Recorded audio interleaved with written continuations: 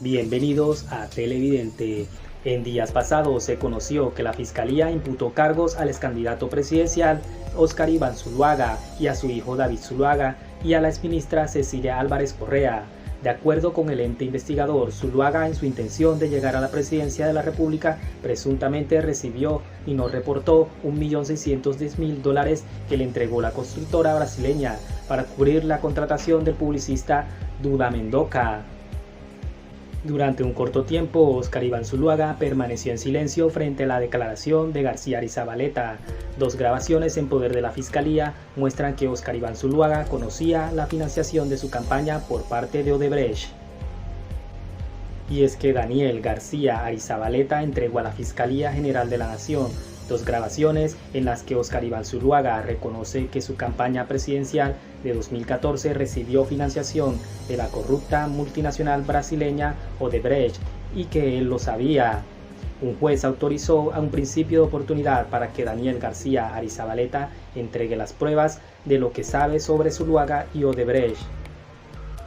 Como todos sabemos, Óscar Iván Zuluaga fue una ficha muy importante para el uribismo en representación de la Casa Presidencial, y es que curiosamente el fiscal al que le fue asignado el caso es Javier Cárdenas, el mismo que maneja la mayoría de los procesos al expresidente Álvaro Uribe, siempre a favor del jefe de él. El fiscal Cárdenas es una garantía de que las declaraciones de Daniel García Arizabaleta no llegarán a afectar al expresidente Álvaro Uribe.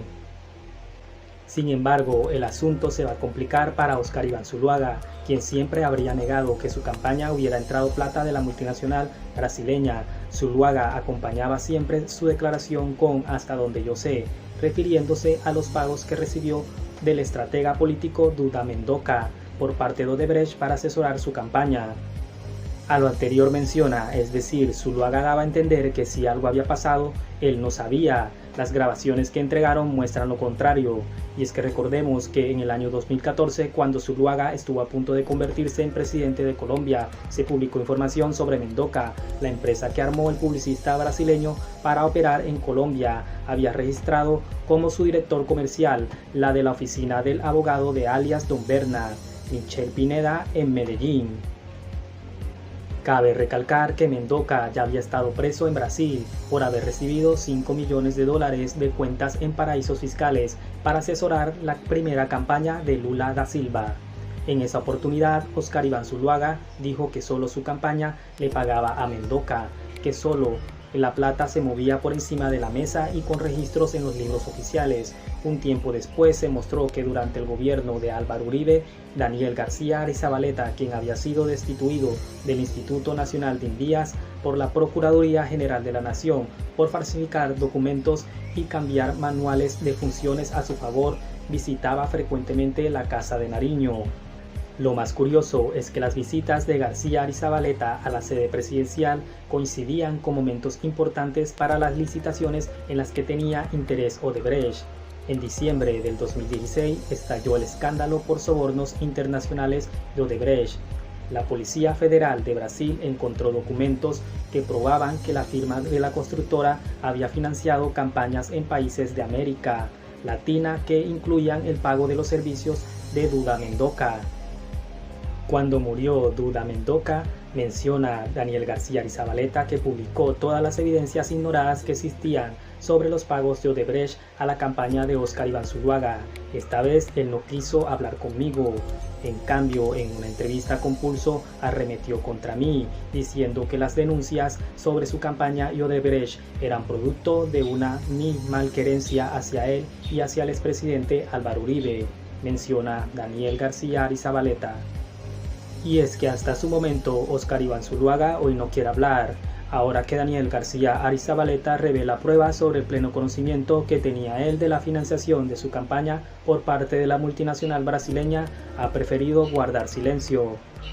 Y bien amigos, aquí lo más grave es que Zuluaga siempre negó sus nexos con Odebrecht durante los últimos años. Sin embargo, ahora hay una gran posibilidad de que él vaya a la cárcel y de que su hijo David Zuluaga Martínez, quien fue su gerente de campaña, también enfrente acusaciones por fraude procesal. Debemos recordar que la revista Semana, bajo la dirección de Vicky Dávila, fue la que publicó toda esta información. Todos estos audios que comprometen a Óscar Iván Zuluaga, donde él declara que él es el culpable de todo esto, lo que se está denunciando. Y Vicky Dávila trinó lo siguiente: revelador, así les mintió Óscar Iván Zuluaga a Álvaro Uribe y a Lina Moreno sobre el escándalo de Odebrecht.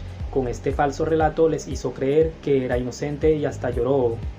Este tuit da mucha curiosidad porque aquí se ve claramente que Vicky Dávila busca limpiar la cara del expresidente Álvaro Uribe, es decir, busca que quede libre de toda culpa, mencionando que él no sabía nada de lo que hacía Óscar Iván Zuluaga, quien fue su candidato favorito para la presidencia en años anteriores. Pero veamos algunas respuestas ante su publicación. Menciona un usuario: este relato es muy difícil de creer, Vicky Dávila. Hay una ciudadanía que lee, es crítica y confronta versiones para llegar a sus propias conclusiones, lo cual es totalmente distinto de lo que se expresa en este titular. Aquí menciona a este usuario. Y aquí menciona a otro usuario: pobre, todo fue a sus espaldas, qué extraño.